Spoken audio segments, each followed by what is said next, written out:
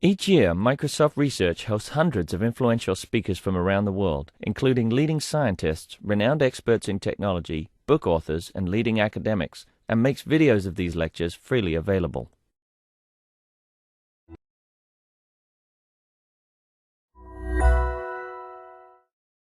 Okay, hi everyone. It's a great pleasure to introduce Thomas, who just came to Seattle area. He's UW, and he'll talk about some very exciting work that he's done on matching polytope. Huh? Thanks a lot, Mohit. Thanks for inviting me. I want to talk about one of my recent papers, which is on extension and complexity of the matching polytope. Okay, so what are we actually talking about? Now let's imagine you have a polytope P, and usually the way how you represent a polytope it's by giving me the inequalities. But you could imagine that you have a different way of writing the polytope. So you could imagine that you allow some extra variables, and then you take all the points so that there is a solution for your extra variables, so that, let's say, a different constraint system is satisfied.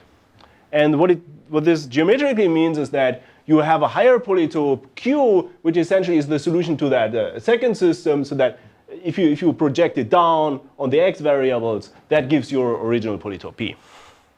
Now you might wonder, why should you do that? The point is that there are many examples where the original inequality description needs, let's say, exponentially many inequalities, but it's possible by adding those extra variables to reduce the number of constraints to, let's say, a polynomial. And if you count, here we have a polytope P with 8 inequalities, and that higher dimensional polytope actually needs only 6. Okay. And now formally, you can define the extension complexity of such a polytope P as the smallest number of inequalities that you need to define such a higher dimensional polytope that you can project down and get P. Okay, so this is this is a good measure for the complexity of a polytope.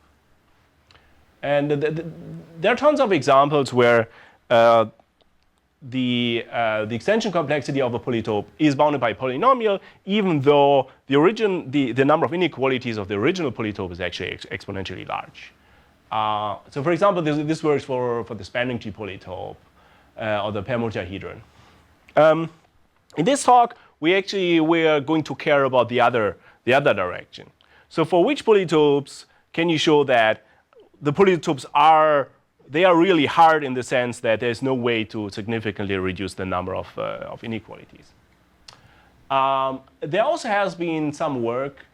There was some work done, and the whole story actually starts with a paper of Yanakakis, beginning of the 90s, where he showed that there is no symmetric linear programming formulation of polynomial size for the matching polytope and for the TSP polytope. Now this assumption that he talks only about symmetric LPs, well, that really restricted the number, that really restricted the applications. But essentially what he wanted to do is he just wanted to show that that a bunch of papers who claim that NP equals P, that all those approaches were wrong because they were actually based on a symmetric LP. So this worked to reject those papers. But then actually later it turned out that this restriction of looking only at symmetric LPs, it's really a strong restriction. Then, well, actually, if you look at random 0-1 polytopes, using some counting argument, it's not so difficult to show that the extension complexity must be large, also if you look at non-symmetric LPs. But that didn't really lead anywhere until there was the big breakthrough of Fiorini, Massar, Pokuta, Tivari, and de Wolf. And they showed that for the traveling salesman problem, the linear program must have exponential extension complexity for general LPs. Now these techniques, you can extend them, and you can also show that there are certain polytopes that you cannot approximate well. So this approach actually was somewhat very flexible to show that. There there was essentially some parallel line of work that was done very recently by James and others. And what they showed is that you cannot have a linear program for max cut of polynomial size which gives you an approximation factor of better than 2. That's somewhat surprising because you probably remember that the SDP, it gives you a factor which is much better, which is just a 1.13. So this already shows that LPs are much weaker than what you can do with SDPs. But you might argue that actually those polytopes here, for which you see unconditional lower bounds, the underlying polytopes are all NP hard. Well, it's a little bit debatable. Well, max cut, the underlying polytope is NP hard. Well, you have a spectrohedron which is better than 2 minus epsilon. But OK. If the underlying polytope is NP hard, yeah. We have a couple of examples. So what about a polytope which is actually which is a nice polytope in the sense that you can optimize any linear function in polynomial time? Can you get any kind of lower bound on that? And the prime example that exists for this is actually the so-called perfect matching polytope. Now let me just briefly remind you, what is the perfect matching polytope? We're looking at a complete graph on n nodes. And well, okay, you probably remember what a perfect matching is. So now the perfect matching polytope, it's the convex hull of all perfect matchings in that complete graph. And if you try to write down linear constraints that are supposed to define your polytope, then you start with these constraints. You say, well, kind of for every node, you want to pick one edge outgoing. But then you quickly realize that this is not really defining the perfect matching polytope, because this does not rule out extreme points of this form. Actually, it does not rule out feasible points of this form. So you could have some odd cycles with value 1/2 everywhere. So you need some additional inequalities that also kill these kind of solutions. And that you can do by looking at every set of odd cardinality, and then you can require that, well, if you have a perfect matching, then you must have at least one edge leaving that set U. So you can write down some more constraints which actually ask for exactly that. And this is a very classical work of Jack Edmonds, and he already proved in the 60s that this really correctly describes the convex hull of all perfect matchings. And okay, Edmonds also gave an algorithm that can optimize any linear function over this polytope in polynomial time, just by finding a maximum weight matching. You could use that already to solve the separation problem. But there's actually also a different way to solve the separation problem, which is maybe a little more elegant, which is due to Padberg and Rao. So it's a nice polytope. But if you count the number of inequalities that you have, there are exponentially many. So you have really exponentially many facets. And then you wonder, can you significantly reduce the number of inequalities that you have by introducing some extra variables? And well, this is what we're going to see here. This is actually not possible. So the only thing that you could do is actually reduce the constant that you have in the exponent. But apart from that, this description is actually almost optimal. So there's no way to be sub-exponential in the number of inequalities. And everything that was previously known, to the best of my knowledge, was only the essentially trivial lower bound that you get from the dimension. OK. Yeah.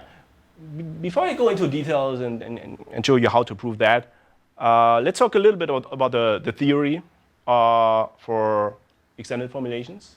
In particular, we need to talk about what's called the slack matrix. OK, let me remind you, what is the slack matrix of a polytope P? You can look at a polytope, and you can look at the vertices, and you can also look at the inequalities.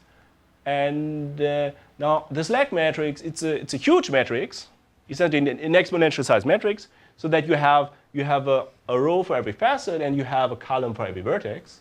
And the entry that you have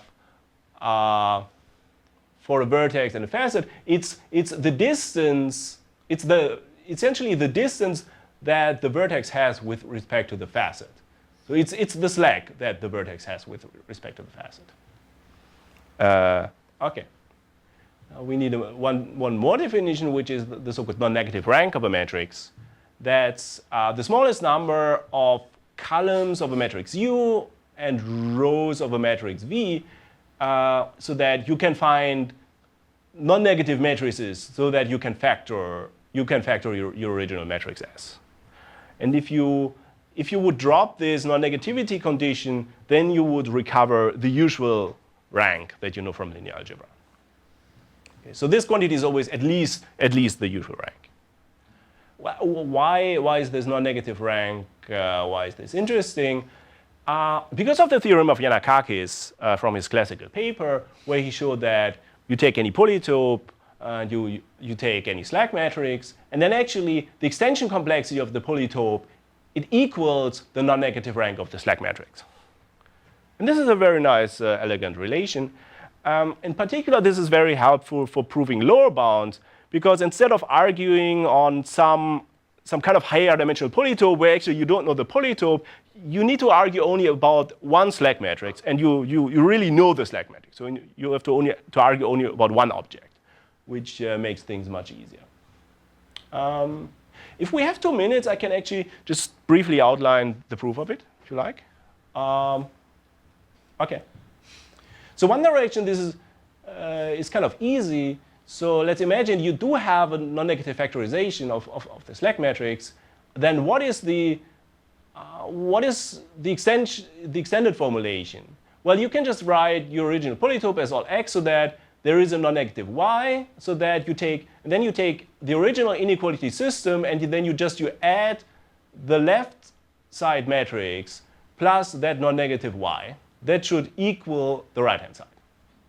And that kind of makes sense, because if you imagine that you have a vertex xi, and you want to prove me that this is in this satisfies this thing, so this lies in the polytope, then you can just take the corresponding column of V, and that's just your y, and then you multiply this stuff, and then this gives you precisely the slack vector that you need to make this an equation.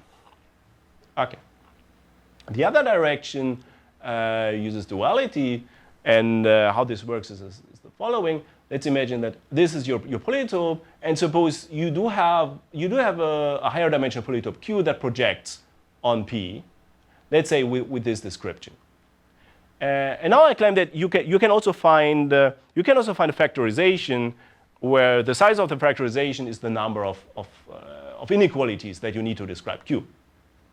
How that works is the following. Well, what do we need to do? We need to find for every inequality of the original polytope, we need to find a non-negative vector U. For every vertex, we need to find a non-negative vector V, so that their scalar product gives the slack which this vertex has with respect to that inequality. The way how you do that is, okay, now you have an inequality here of the polytope, and by duality, you can use some inequalities of that higher dimensional polytope, and you can add up non-negative multiples of them in order to combine that inequality. And you take those non-negative multiples, and those coefficients give you the U vector. And then you look at that vertex, and you also want to find a non-negative vector for it. The way how you do that is you look up into your higher dimensional polytope, and you take a point here, and then you take the slack vector, which this point has with respect to all the inequalities of that higher dimensional polytope Q. This is again a non-negative vector, and if you calculate what's there in a product, then it turns out this is precisely the slack of this vertex with respect to that inequality. Okay, good. Actually, Thomas, can you go back? The extended formulation, the first direction. Yes. How do you calculate this? Like how are you saying that it has few facets? Oh, okay, okay. So now the number of equations is as large as the number of inequalities, so that might be large. But the number, okay, the number of inequalities that you have, it's, oh, yeah, yeah. The number of inequalities is just the number of columns of U. So you have a tons of equations, but many of them are redundant. So you could essentially throw out everything which is redundant, just take a non-redundant subsystem. Yeah, but you're right. This might still be large, but you can take a subsystem which then is small. Because yeah, the y is not in billable high dimension. The dimension of y is. Yes, yes. Okay. Yeah, there was this paper of Fiorini et al. That I mentioned, and the technique which they use to show that the extension complexity is large and actually the non-negative rank of the slack matrix is large, the way how they did that was by using the so-called rectangle covering lower bound. And what it says is just that, well, the non-negative rank of any slack matrix, of any matrix, must be at least the rectangle covering number. Okay, so let me just give you a quick picture. Now imagine that this is any matrix, any non-negative matrix, and let's say that this is a non-negative factorization. And now let's just forget the numbers. Let's just look at, are the numbers 0 or are they positive? Then actually, if you look at the ith column of U and you look at the ith row of V, then this induces a combinatorial rectangle. And so that the rectangle, it has only positive entries in that slack matrix S. And if you look at all those non-negative rank many rectangles, then you can see that they cover the all the positive entries of the slack matrix S. Okay. Okay. And it doesn't cover any zero entry. Okay.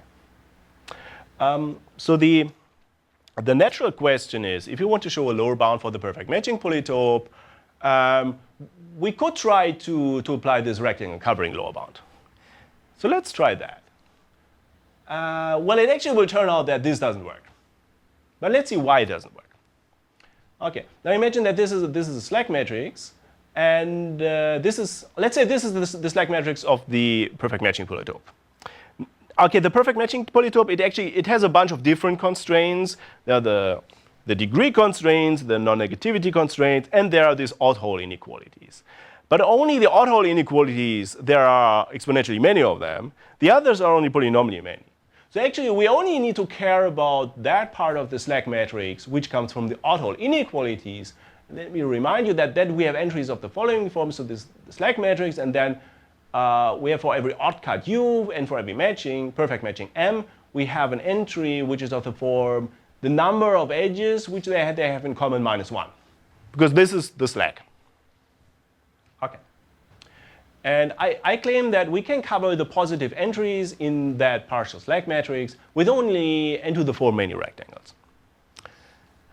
How that works is the following. We take every pair of non-incident edges, and we, okay. And for every such pair, we get one rectangle. So what I need to tell you is what is the set of matchings that lies in the rectangles and what's the set of cuts that lie in the rectangle. And the set of cuts is simply the set of cuts which cut both edges. And the set of matchings is simply the set of matchings which contain both edges. Okay, now this way you see that every entry UM which lies in this rectangle must have a positive slack because they share at least those two edges E1 and E2. And the other way around, if you have any entry where you have a positive slack, then you must have at least 2 edges in common. Well, actually, by parity reasons, at least 3. So you can just take 2 of those edges, and you see that that the entry is in at least one rectangle. If you look a little closer, more generally, if you have an entry UM and they share k edges, then this entry will be in precisely k choose 2 many rectangles. Okay. Now, we could be a little bit naive, and we could say that, well, no, this lower bound doesn't work. So we have an upper bound on a lower bound, which is actually useless, but this might give us some ideas. In fact, now let's try to take this construction and let's try to get a factorization out of it. So let's try to do the following. Let's try to write the slack matrix as the sum of all those n to the 4 many rectangles. And what I mean here is that you have that rectangle, and that gives you a 0, 1, rank 1 matrix, where you have a 1 entry if that entry lies in the rectangle and a 0 otherwise. And now I'm wondering, why is this not the correct factorization? Well, obviously it is not. Otherwise, the title of the talk would be different. But what's going wrong? Okay. Now let's look at an entry um where they share k edges. Then you know that on the left-hand side, for that entry, you expect a value of k minus 1. On the right-hand side, you know that this entry is in a quadratic number of rectangles. So the value that you get is like this curve. Okay, so it doesn't work. Now I do have some freedom. I could put some non-negative scalars here in front, but you see that there is no way how I could put scalars there and make this curve equal to that curve. So that doesn't work.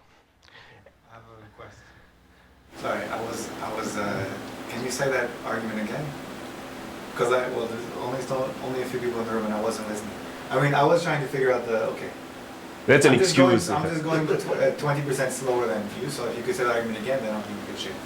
Okay. Fine. Okay, so let's. If we take this construction and we consider it as a candidate non-negative factorization of our slack matrix, then we wonder why is this going wrong. You're telling the issue is the multiplicity of the cover. That's really what's wrong. So if you look at the entries um and you look at an entry where they share k edges, then this is the slack that you should get, and this is essentially this curve gives you the value that you expect on the left-hand side. In this quadratic curve, this gives you the value on the right-hand side, because every entry is in a quadratic number of rectangles. Okay. Okay. And now you. Well, okay. The curve is not quite precise. Actually, your curve is always above the other one. K2 skew is always more than K minus 1. Yeah. Okay. Yeah. Yeah. Okay. But that's not the point anyway. Well, I think this is 1, and this is like what, 2 or 3 or so. Okay. Anyway, yeah. Okay. Anyway. Okay. So the point that I try to illustrate here is that if you have entries where you do have a large slack, think of this as being some large constant, then it seems that this kind of entry, it's just in too many rectangles. So we could very naively ask, maybe every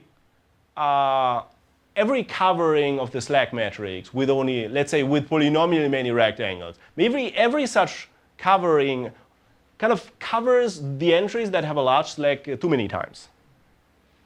Maybe. It's a bit naive. The strange thing is that it turns out that the answer is yes. This is precisely the case. Okay. Okay. Now, this is actually what we're going to prove. But what kind of proof approach should I use if this rectangle covering lower bound does not work? I need some kind of a proof technique that I can work with. And the technique that I'm going to use is the so-called. So I missed this. Is the minimum rectangle covering exactly equal to the positive rank? No. Or it's just. They could be very different. Okay, so you're going to lower bound this, and that's going to translate into a lower bound on the non-negative rank. Yes. Okay, so, but in general, it could be larger. So the rectangle covering lower bound, it's just a lower bound. It could be very loose. Fiorini and others, here in this case, it turns out to be very loose. For the TSP polytope, well, if you find some tricky inequalities, you can actually, then this rectangle covering lower bound is actually surprisingly good. Here in this case, it's terribly bad. This is why we need to find something different, something better. So you mentioned the lower bound of n squared, trivial bound. Can you get it even a little better than this one, or you don't know? This is I'm not aware of any publication where anything better than that was mentioned. Maybe somebody came up with something polynomially better, but didn't publish it. But Do you know what is the rectangle covering number? actually not. It's not so. I don't know whether it is really n squared or whether it is n to the 4. It's not hard to show that it's at least n squared. Yeah, it's not so hard to show that it's at most n to the 4. Maybe, yeah, it might be actually closer to n to the 4. That would be my guess, but that's just a speculation. Okay, yeah. Now this kind of stronger lower bound that we're going to use, it's the so-called hyperplane separation lower bound, and this was also suggested by Sam Fiorini. Actually, it works as follows. Okay, imagine you can pick a magic linear function, well, a linear function in the space of your matrices, with the following property that for every rectangle that you can pick, this linear function is very small. And if you want a geometric picture, then you're in some high-dimensional space, and the linear function, it gives you some kind of an inequality, some hyperplane, and all the rectangles lie on one side. And now let's suppose that you were so lucky to pick that linear function, so that the slack matrix itself has a very high value on that linear function. Rectangles mean 0, 1 value matrices? Or any Yes, matrices? a rank 1, 0, 1 matrix. Yes, I'm switching these notions. Okay.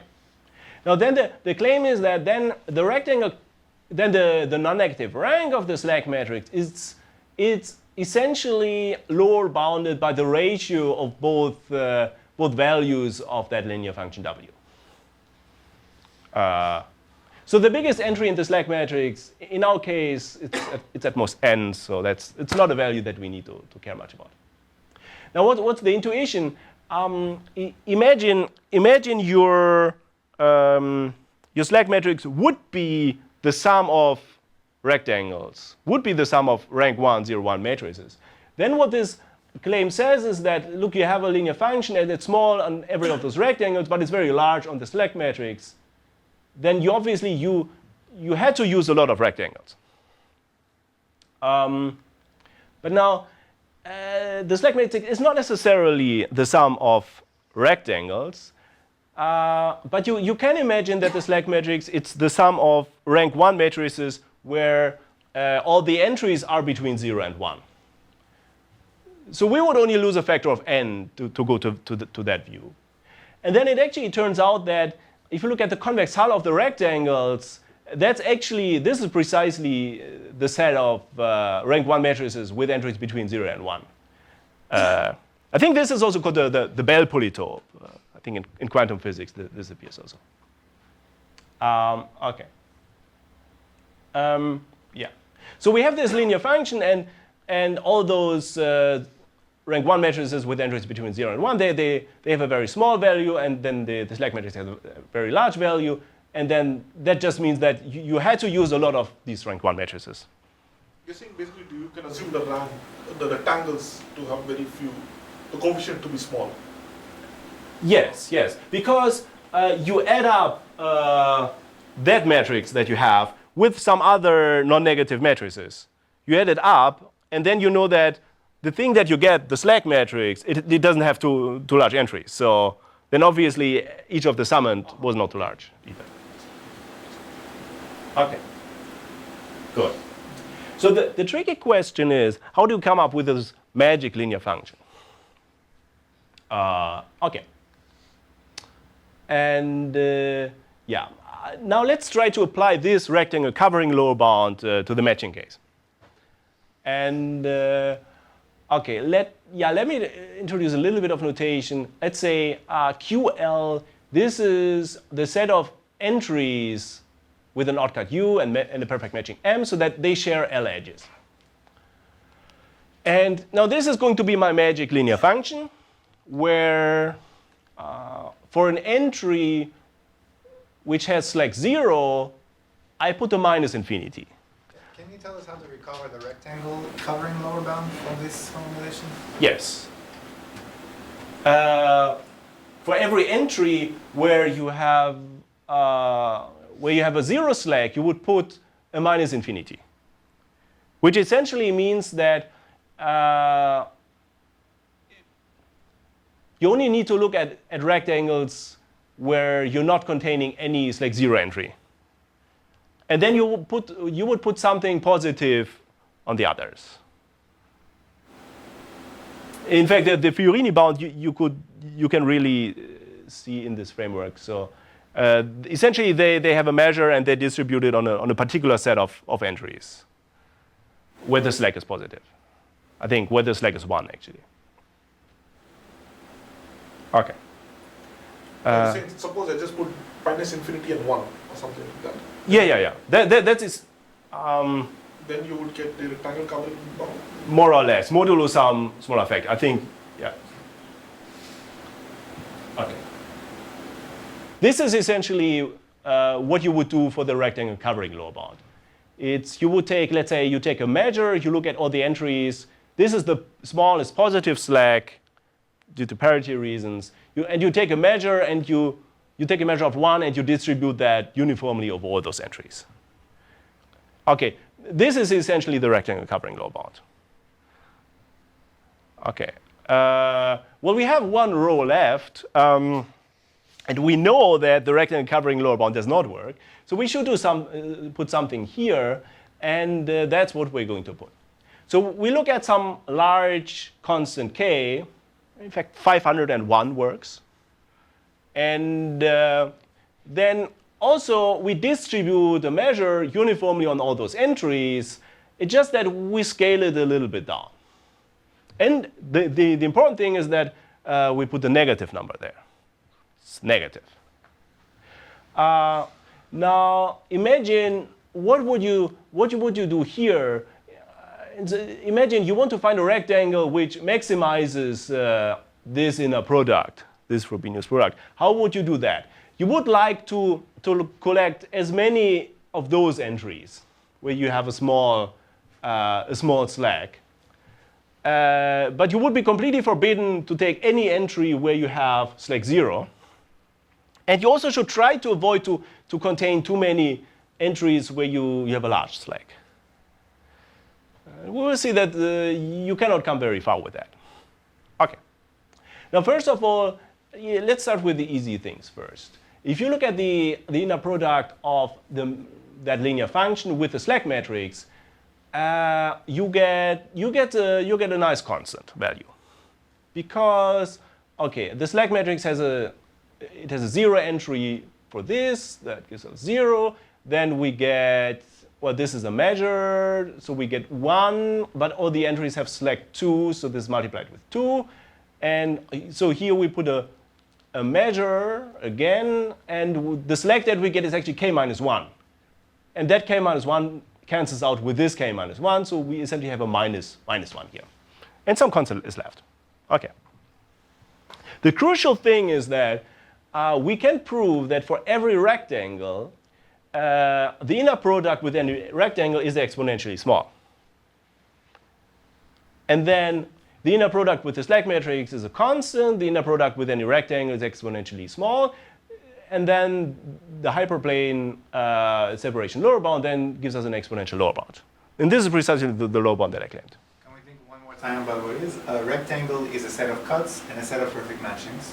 Yes. And you say that, okay, you have minus infinity. What are these numbers, Q3, Qk? So these are the entries UM where they share 3 edges. So these are the entries where they share k but edges. what are they singly exponential? Singly? Like how big are these numbers? Huh? Well, single exponential. Simply exponential.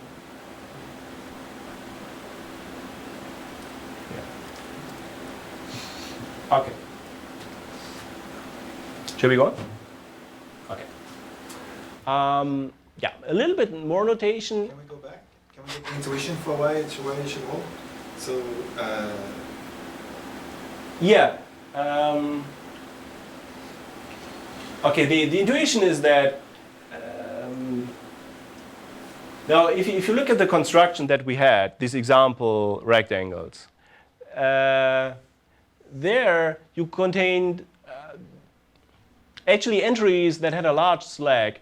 They were contained kind of too many times. It means that if you look at an individual rectangles, then the measure for this is quadratically larger in K than the measure that you collected for those entries. Okay, and this actually means that if you take the rectangles that we saw a couple of slides ago, then the contribution that you get from these guys is much larger than the contribution that you get from those guys. So the value that you would get for those rectangles would be very negative. So another way to like is just like rectangles are just cost product of a bunch of cuts and matching. Right? That's what you said, right? Ideally, you want them to just have a slack of 3, most of these pairs. But you think that is not possible. it's this, I mean, Yes. Right? Because yeah, you will have many pairs. I mean, if you have a tiny rectangle, you can do that. But if you have a larger rectangle, at some point you will contain a lot of pairs UM so that they have a slack precisely K, tons of them. And then that contribution is going to kill you. Okay. I think I have a picture later which tries to. so, but like just by an entropic, like once you have enough matchings and enough cuts, you have to get like many, it's just counting argument essentially at the end of the day. Yes. Yeah. Like you have to get enough matchings crossing these cuts. No, but I guess you have to use also that no matching is tight to each of them. No? Like no cut and matching are tight. So like there's not arbitrary connection. Yeah.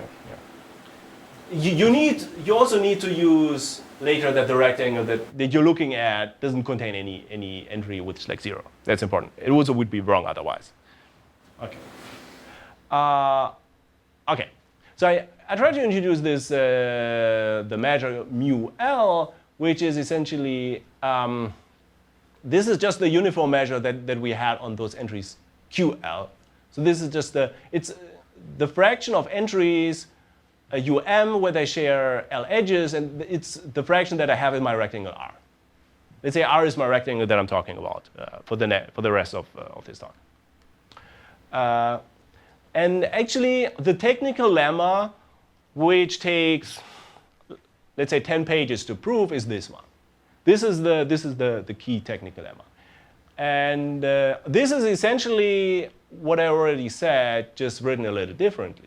So if you have a rectangle and the one measure is small, so you don't contain, so this is your rectangle, and these are the entries UM where you have only one, where they have only one edge in common. So this is like 0 entry. Then you have the following property that if you look at the mu3 measure, so you look at the entries where you share 3 edges, then the fraction that falls into your rectangle is quadratically smaller than the fraction that the rectangle gets for entries that have a slack k, that have a slack k minus 1, because they share k edges. Okay? For all k. Yeah, for any constant k, well, actually the constant moves also here into the exponent. Yeah, and this is modulo some little error term, some exponentially small error term. So does the same technique give things for like mu4 versus mu_k? Probably. I haven't written it down. Okay. You could probably get some general If it's relation. like mu1 equals 0 means that you have some pseudo-randomness property of the. Yes, it's really very important that you have this condition. Without this condition, you could just take, let's say, everything. If the rectangle is everything, then this is 1 and this is 1. So obviously the inequality is false. It's very, very important that you have this condition, and that actually changes the whole relations. Okay. Now, first, do you see why this main technical lemma, this implies this lower bound? Because, okay, modulo this tiny error, this contribution will be quadratically larger than that one. Well, you divide by 1 over k, but it's still much larger than that contribution. Okay. And so the only thing that you could collect is that exponentially small term. Okay. Okay. Good. So the technique that we're using to show this inequality, this measure inequality, it actually originates in a paper of Sasha Rasborov. So in the beginning of the 90s, he had a paper that was that showed some kind of measure inequalities for pairs. Well, he didn't talk about matchings and cuts, but essentially we can adapt the technique to also work in this case. We need to slightly extend it. The rough idea of the Rasborov proof technique is the following. So this rectangle R that we have, it's an arbitrary rectangle, so we don't know any kind of structural properties of it. So what he does is that, so what we're doing is we look at a more structured rectangle, let's call it T. Later this is going to be called the partition. And then we show that for this structured rectangle, the inequality holds. In fact, we're going to show that, well, for 99% of those randomly taken structured rectangles, this inequality holds if we kind of intersect it here. And what that is, once again, rectangles? Would you take the black ones out of the picture? Just random? No, what? You would take this kind of rectangle, you would take it at random, but it's not uniformly at random. It's in a very structured way you take it at random. Okay. Good. But you want that mu1 of R to be equal to 0 for these rectangles as well, right? For this one, not necessarily. It's more that you look at the restriction here of that rectangle, and then you want to argue that this inequality kind of still holds. Okay. You mean the intersection of T and R when you say the restriction? Yes. Okay. Fine. Yeah. Then I should probably define this kind of rectangle. And okay, so essentially, if you look at the picture, we're going to define this rectangle T, so that's also a set of matchings, and it's a set of cuts. Now, I'm going to call this a partition. Now, this partition will be defined by as follows. Now, imagine these are the nodes. These are all the nodes in my graph. And then the partition is going to be defined by a set A of nodes, set B of nodes, set C of nodes, and a set D of nodes. And the set A, it's partitioned into what I'm going to call blocks. And the set B is also partitioned into blocks. And they have very well picked sizes, the blocks. So the numbers are really cooked up so that things work out. In particular, we need later, much later in the talk, we need some symmetry. The symmetry that we get is the following: that if you forget 3 nodes, you take the rest, then this actually looks like one of the blocks. If you forget 3 nodes in C and D, and you take this thing, this actually looks like one of those blocks. So we get a lot of symmetry that we need later in the talk. What do you mean look like? In the number of nodes? In the number of nodes, yes. Okay. Okay. Now, let me associate a set of edges with this partition, which is, as you can see here, so we have edges running inside the blocks and running inside C and D, and also running between C and D. Okay. And now the set of matchings that belong to this partition, it's the set of matchings that you can build only with those edges that you see here. And the set of cuts that you can build, it's the set of cuts that you can get by taking some nodes of C and then some blocks in A. But the point is that I force you to either take a complete block or not to intersect the block at all. Okay, why should I do that? Now, if you look at the cut and you look at the matching, then the only way how they can intersect is actually here between C and D. And now this is the sizes of C and D. That's just my big constant K. So essentially, I have intersection going on only in a constant number of nodes and edges. So I can really control how the matching and the cut intersect. Okay. Now this is my partition. And now I want to rewrite my measures using these partitions. Now essentially, what I'm doing is, well, what is the measure? Essentially, you imagine you generate one of those entries, UM, where U and M, they share 3 edges. And instead of uniformly generating it, we generate it differently. We first pick the partition at random, and then we take a random entry in that partition. You get the same measure if you do it right. Okay. Okay. So the first step is we take the partition at random. And this is kind of uniform in the sense that you take a uniform A, then you take a uniform C in the rest, you take a uniform D in the rest, you take a uniform B in the rest, and then you take a uniform random partition. So everything's nicely symmetric.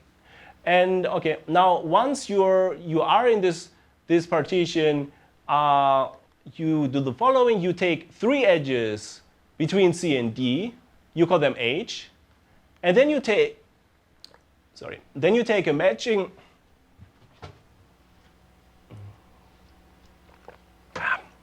Then you take a matching which contains those edges and respect to the partition, and you take a cut with cuts precisely those 3 edges and respect the partition.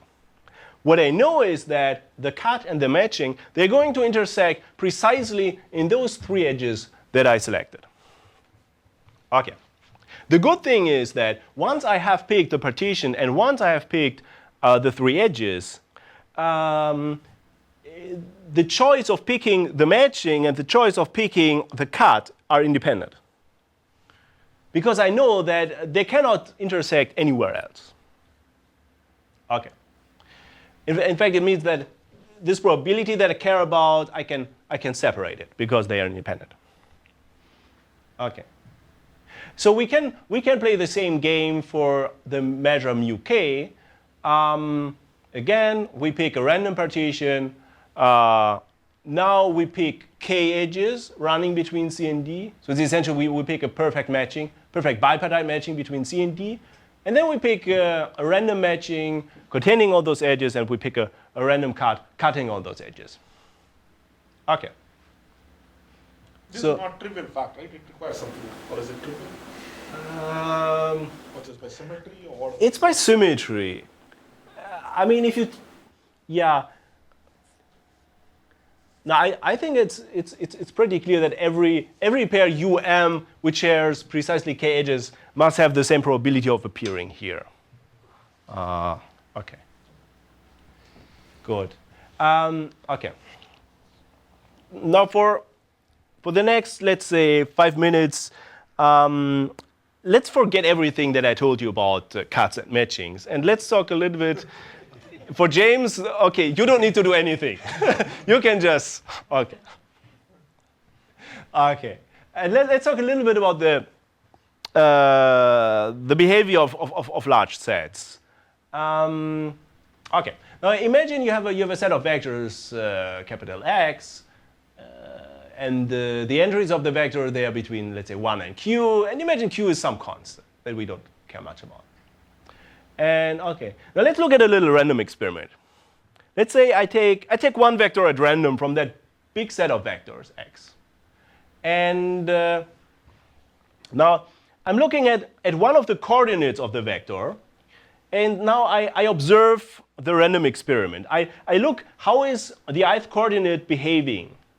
So this is maybe one choice of little x, and this is another choice. And then look, how does the coordinate xi look like? And what I claim is that if the set of vectors is large enough, then for most indices I that you could select, the random variable that you observe here, this is going to be roughly a uniform distribution. You can formulate it the other way around, and this is how you can prove it nicer.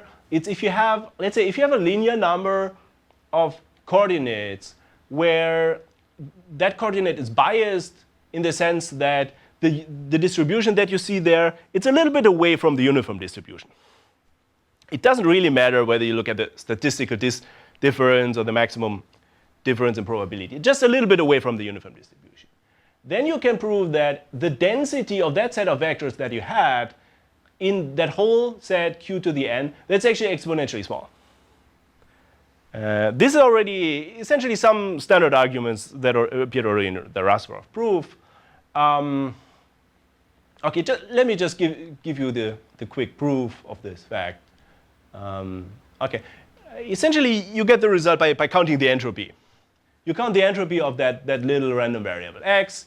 What is the entropy? Well, it's the size. It's the logarithm of the size of that bigger set where you take the element from, and then, well, you can just bound it using some additivity, and then, okay, now let's split the indices and look at the biased ones and the unbiased indices separately, and then you know that that the entropy of a random variable where you take entries some numbers between 1 and q, then the entropy is at most log q. And you know that this is the unique case of a distribution where this is attained is the uniform distribution. And if you're a little bit away from the uniform distribution, then the entropy is also a little bit smaller. I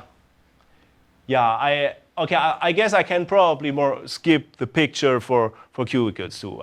Okay, so this is the entropy if you just have a coin, and if you're a little bit away from the uniform distribution, then you're a little bit away from log q. And you can quantify this. That's not a problem. Then anyway, if you do have a linear number of biased coordinates, then you know that there is a linear number of entropy u that you're missing, and you rearrange this and you get that inequality. Okay. Okay, good. There's actually a different way of seeing this. Essentially the same claim. It's the following. Now, if you have a sufficiently large set of vectors, let's say at least that large, where the density is at least that large, and you want to talk about the density. The density, it's you take a vector x, now you take it in the set of all vectors, and you want to check, is it in my set x? This is, let's say, the density. Then actually for most coordinates, you're not changing that density if you condition that the coordinate has some particular value j. For most I, for most j. For most I and for all j. Yeah. Okay. This is essentially a reformulation of what we already had before. And this is very useful for us because that's kind of our business model. We have that rectangle and we want to look at the density. We want to look at what's the measure that falls into that rectangle. And this says that we can essentially locally condition on everything that we like. So we can say we want to look at matchings, but we want that these edges are in the matching and those are not. If you have for all j, then the omega has to have some constant depending on q, right? Yeah. This depends on q and on epsilon. Yes. Okay. Now we again remember everything that I said about matchings and cuts. James, you don't need to do anything. Okay, and let's try to formalize this. Okay. Now let's look at one partition T, and let's look at one choice of those three edges H. And let's call that pair good with respect to the matching part if the following is true. If you imagine you take a random perfect matching from your rectangle, which contains those edges and respects the partition, then I want that the distribution that you see on these nodes, this should be uniform. In other words, I want that the matching, it induces a uniform random matching here. Or the other way around, this says that if I have a good partition and with a good triple H, then it means I can condition on everything here, and this is not going to change the outcome of that probability. Okay? Good. Yeah. So how much time do I have? Because we had You can start 5 to 10 minutes. 10 minutes. Okay. Okay. And we can do something similar for cuts. So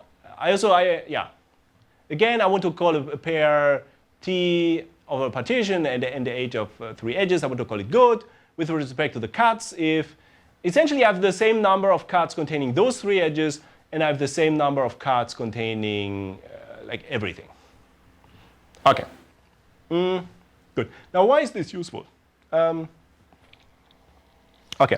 So first of all, let me just. This is the measure that I want to bound, and let's just express it the way that we saw already. And now let's split this according to whether partitions are good or bad. Okay, you get this picture.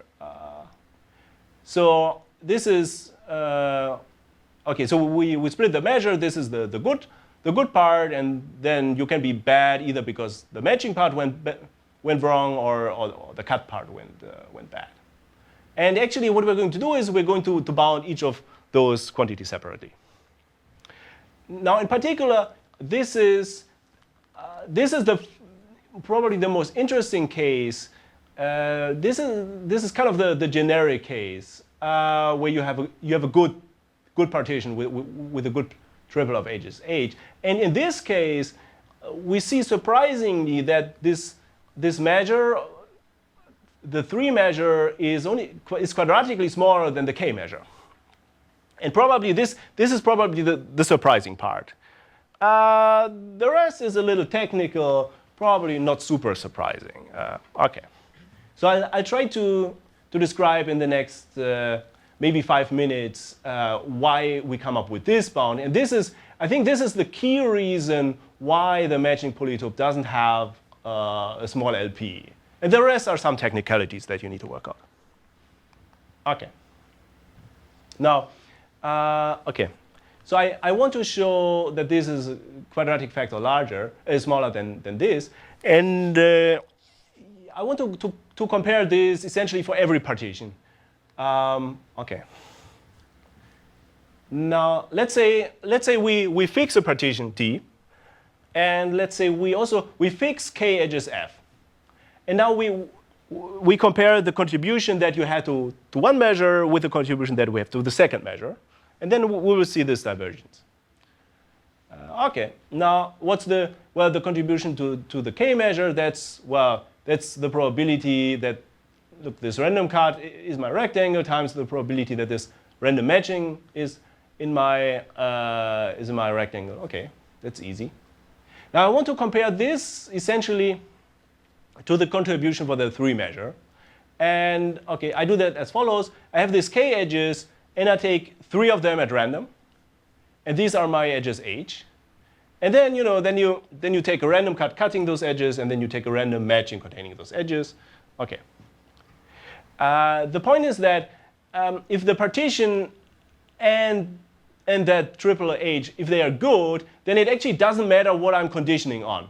Then it doesn't matter if I condition that I cut all the edges or I cut only those edges.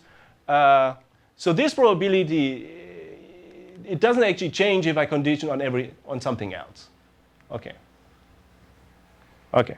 So essentially, what I need to bound is what's the fraction of triples H that are good.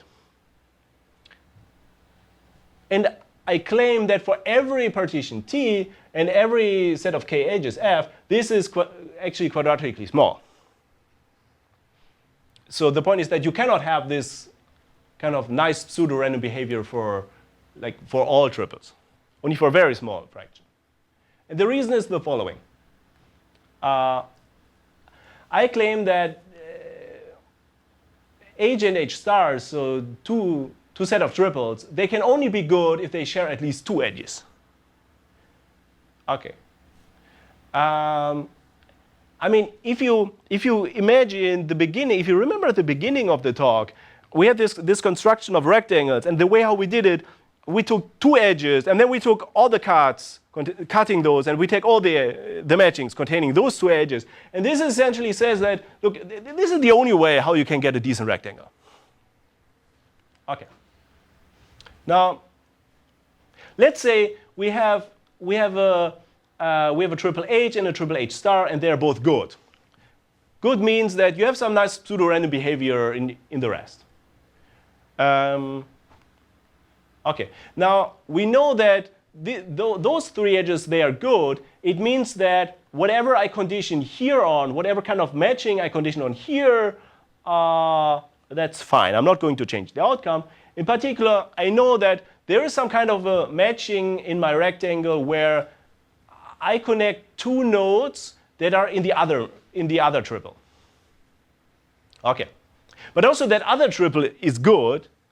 And then I know that there must be a cut which cuts precisely the three edges in that red triple. Okay. And now let's have a look. So we have a matching and we have a cut, and they intersect only in one edge. So we have a select 0 entry in our rectangle, and that's a contradiction. And that's it. Yeah. Okay. So essentially, this pseudo-random behavior, it kind of forces this result. Okay. Now, there is some. Okay, if I have 3 minutes, then maybe I quickly outline how you prove the technical part. Now, what you're essentially showing is, what you essentially want to show is that if you take a random partition T and you pick randomly 3 edges, then the chance that this is bad because of the matching part went bad, that chance is actually very small. You can make this as small as you like, and okay, that's nice. In fact, something much stronger is true. It's not just that for a random partition T this holds. You can fix a lot of things. You can pick the 3 edges as you like. You can pick the A part as you like. You can essentially pick the B part as you like, and you can give me any kind of partition of the B blocks into 2 halves. The only thing that is random is how you pick the remaining C and D part.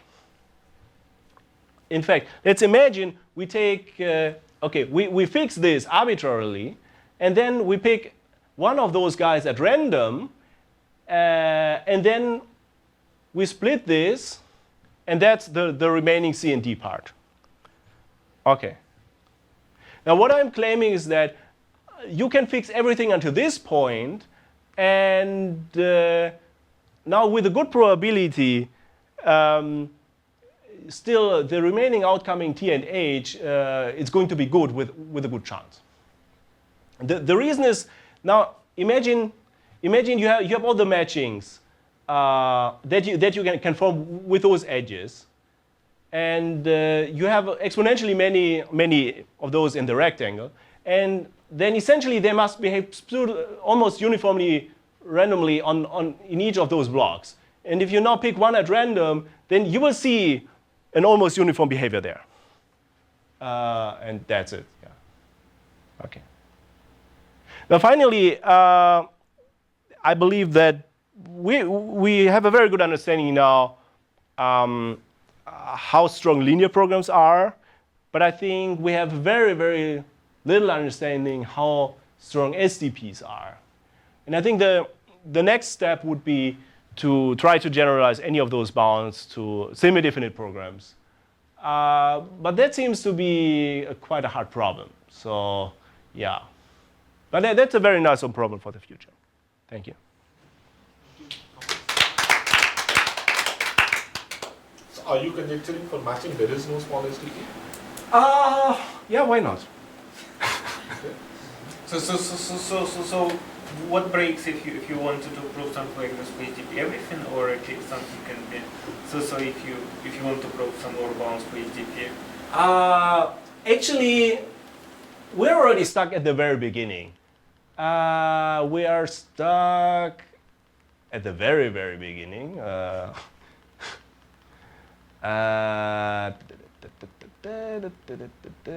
We are stuck here. Now, this lower bound only holds for the LP case, not for the SCP case. And in particular, for the non-negative rank case, so for the LP case, you have some kind of atomic view in the sense that you can write your slack matrix as a sum of rectangles. And it's kind of the rectangles, you can look at them as like atoms, and you select one. And then we show that, look, you cannot even take one which is good. But for STPs, this doesn't work. For STPs, you have essentially PSD matrices, and they are all interconnected. So you cannot argue that there is not a single good STP matrix. So how do you find a slack matrix over there? Now, this theorem of Yannakakis, there are extensions for that. So that's not the problem. Okay. Which theorem of Yannakakis do you mean?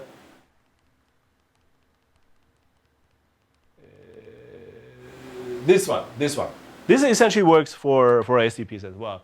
Yeah. But how do you define the slack matrix? The slack matrix is the same. The factorization is different.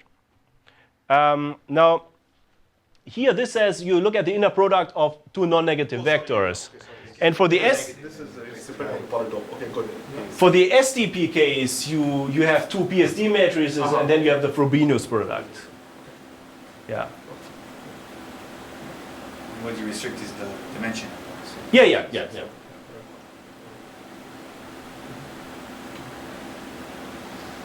Any other questions? No? Okay, thanks. Thanks again.